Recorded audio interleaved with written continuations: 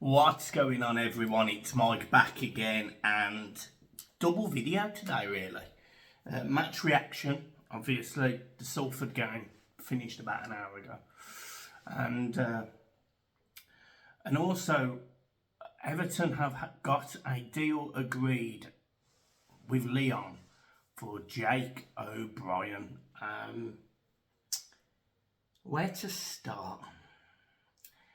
Let's start with Jake O'Brien. So, Everton have had a bid approved. Fabrizio Romano broke the news. Here we go. Potential for a 5-year deal and medical to be agreed. This is a player that has been on our radar for quite a long time, but also he's been on the radar of other Premier League teams. And it would not surprise me if now that they know Everton have got a deal agreed, it wouldn't surprise me if you hear more Premier League teams have also got a deal agreed. However, this is a young centre-half. Well, he's actually probably not that young. I think he's 23, 24 years old. He's played 80-odd times in France. He's had a spell at Crystal Palace, where I think he was loaned a couple of times. Don't think he actually ever made a first team appearance. He's a very, very, very good, young, highly rated centre half. He's a player that I'm thoroughly excited that Everton have got the money to put a bid on him. He is aggressive. He's an absolute unit. He'll win headers. He can score the odd goal. He's fairly quick. He's comfortable with the ball at his feet. He's a complete centre half in the making. It's probably a little bit more, tactical guile. Maybe the speed of the French league compared to the Premier League is probably an oddity that he'll have to get used to. But this is certainly a player that I think is more than capable of stepping up. He's got similar attributes to Ben Godfrey, if I'm being honest. Tough tackler, strong. I'm just really, really happy that Everton are going for these young players, where you probably see that their value will increase. And whether that means that in 2 years' time, Everton are in a better position and these players move on, or whether you see that this is Everton where they essentially, they cash in and improve as a team, and we start competing for Europe and things like that. This is sort of the remit that appears to be happening. We're signing these young, hungry players. I mentioned one, funny enough, in the preview to the Salford game, that he's not necessarily young, but he isn't the most experienced player yet. It was really, really good for him to play today, so I'll mention about him in a minute. So yeah, I am happy. I am happy. On the flip side to that, I do want it to not be for Branthwaite, and that is what concerns me slightly, because Jake O'Brien, in my opinion, could be of that calibre. I really do rate this kid. I really do rate him, and it concerns me that it could be for him. There is Michael Keane and there is Mason Holgate, and I would prefer it to definitely be a replacement for one of those two players, absolutely. Especially, well, either of them really, because they're on astronomical wages and blah, blah, blah, blah, blah. But I really don't want it to be for Branthwaite, and that worries me a touch. There's been no official news. Tarkowski's had an injury, and we haven't seen him in pre-season yet. So you do worry about that, based on having to sort of condense pre-season into essentially 4 to 5 weeks. The first game of the season is fast approaching. I think it's August the 18th is the date. I think it might be 17th. I can't remember which is a Saturday or a Sunday. But, Everton play soon. And, James Tarkowski hasn't had a minute on the pitch in terms of against the team. He's played probably behind closed doors. He's played in training, but we haven't seen a minute of him. Jared Branthwaite, he's another. Jordan Pickford, obviously, it's different for him because he's been playing international duty, so he'll be back. I think is it next week or the week after?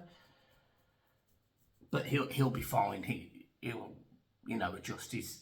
Jordan's never an issue really. So I don't know, but I do worry it's Branthwaite. Let's talk about the game today. Everton lost 2-1 to Salford.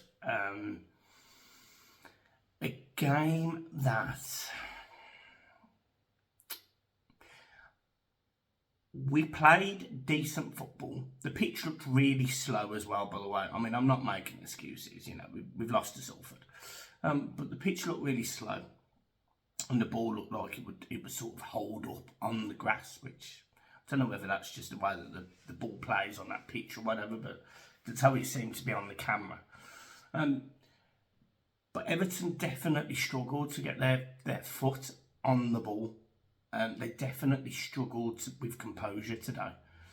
And that surprised me. Pre-season's about fitness. So look, I have no issue losing to Salford, and I have no issue drawing with Sligo Rovers. And the games are coming thick and fast now because we also play Coventry and Preston and Roma in the space of essentially 10 days, I think it is. So I'm not worried at all. But we do need to see people be a little bit more chilled on the ball. It's today it felt very much like ball into feet, knock it long, knock it through a channel, which is fine. We've been calling for quick football for a long, long time. We've been talking about aggressive football. We've been wanting to change that style.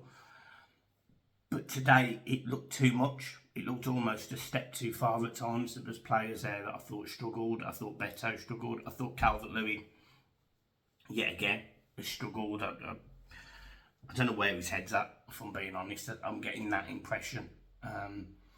He missed a chance that I think he should have scored. I certainly think there was a couple of chances really in that first half. I think Decore also probably should have done better with his on. I think it was about the 13th minute. But if you're not gonna score these goals, you've kind of got to do more with the ball. And today, I don't think Beto held up the ball very well at all.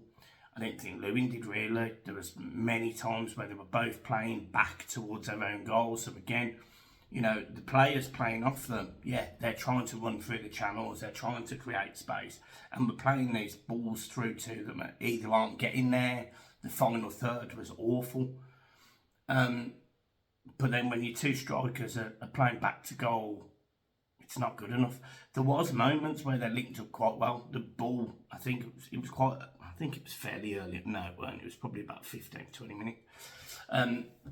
And Calvert-Lewin gets down the right-hand side and he pings a ball across the box, and Beto puts it over the bar.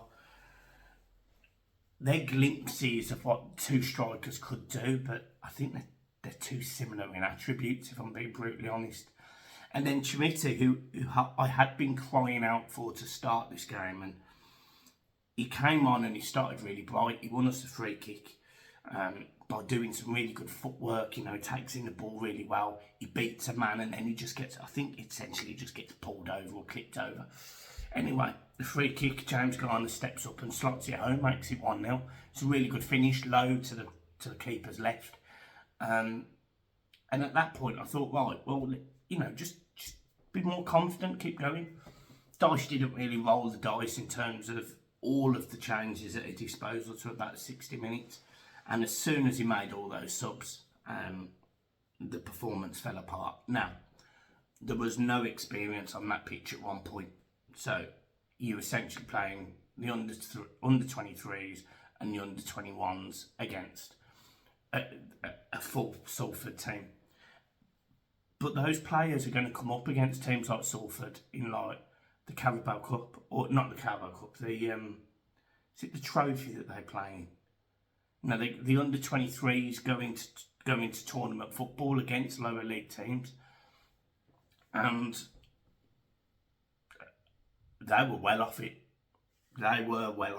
Some of the players, you can say do all right, but you can see why Dyche is concerned about the up and coming group. There's a couple of players that can probably play in and around the first team, but the level of standard would definitely drop. I thought the most composed player in that second half was Tim Irabuna. His composure on the ball, his ability to use his strength, he clearly can carry the ball. Clearly, he'll do the basics well. He's got good feet. He'll pass the ball out to the channels. He looks like a really good footballer. He looks like a fantastic footballer. He's young. He's raw. That's going to happen. That's fine. But yeah, I just think I do feel like it needs to ramp up a little bit. That is positive with playing Coventry, because obviously Coventry, no disrespect to Salford or Sligo, are a standard up. So that excites me. I think the game will be a good game, and I think you're going to start seeing a rolling pattern towards the starting 11 for the first Premier League team, for the first Premier League game. But I think today he learned that 4-4-2 probably doesn't work. I think he learned that with certain players there is no composure, which he may have already known, but he needs to find that one player in the middle that's just calm. And I think once he finds him, I think he'll rely on him. He'll trust him. The player that springs to mind from the old Dyche days at Burnley is Stephen Delfour, because he was that composed, that calm player, that influence on the rest of the team, the one that could pull the strings. We genuinely don't have one. And the one player that I did single out as having that ability was James Garner. And I think he can be that player, but we didn't necessarily see it all today. Not a dig at him, by the way. He scores a good goal, and I actually thought he put in a really good shift. But I just want someone in the middle of the park to almost be able to absorb the game, not get carried away with it, and just play to their level. You know, their ability, their composure, their relaxedness, and not sprint off looking at other players and sprint off into different areas of the pitch, because that's where we get exposed, and we got exposed several times last season. You know, you see Onana literally not sprinting back because he's pushed forward, and the ball the game would pass him by because he would be out of position, or you'd see Decore going wandering off and no one supporting him back in midfield. You'd see James Garner moving to the right hand side, leaving that gap in the middle. Idrissa Gana Gueye, at this moment in time, is probably the player that is stable, but he probably can't do the job on his own. So something's got to give, and I'm seeing that in pre-season. I'm seeing that he's trying to find that solution. It was also noticeable today that players like Ndiaye weren't there, and that was probably because he wants to have a look at these players at a slightly higher level on Tuesday night against Coventry. So yeah, I'm not disappointed. I'm not upset. I'm not angry. There's no emotion to it. But I do think this pre-season's got to start ramping up now in terms of the performances, because the teams we're playing are, to a degree, you probably say Coventry and Preston are similar levels, but then you step up into Roma, who are they are a European side. So yeah, it's a bit of a jump, and it just doesn't feel long before the Brighton game. It almost doesn't feel long enough based on what I feel like we've seen so far. And we haven't seen some of the other players. We haven't seen Nathan Patterson, we haven't seen Vitaly Mikolenko, we haven't seen what Dele Alli can do yet. We haven't seen any of these, and they're the things that I do want to see. I want to see how a stable back four looks. I want to see how You know, can Dele Alli be that calming influence further up the pitch? Can he be the one that actually has that composure and unlock the door? Because there are players out there that are available that can do that job. There's one screaming at me in my head that could play number 10 and be an absolute joy at Everton Football Club and would be welcomed back by the fans in open arms. I'm not going to mention his name, but there's that. And also we have been linked with other wingers like Willie Nonto, and I do think the one thing that I noticed today is McNeil and Harrison, as much guile as McNeil's got, and he has got, you know, he's got that real footballing ability. I don't think he's quick enough. I just don't think he's quick enough. I think he's a very solid footballer, but you can see how that burst of pace would help. So, again, not saying, you know, I'm not sitting here saying McNeil's a bad player, because he's not. I really like McNeil. But I do think, you know, having another winger that could switch it up, you know, at 60 minutes or start the game and McNeil comes on and changes the game, I do think that would help. It's not worth talking about Harrison on the right-hand side. Somebody made a comment in the video the other week, and I think the comments that we make about Harrison sometimes get misconstrued. I think the kid has all of the technical ability he needs to be a very, very good footballer. And we've seen it. Like, we have seen it.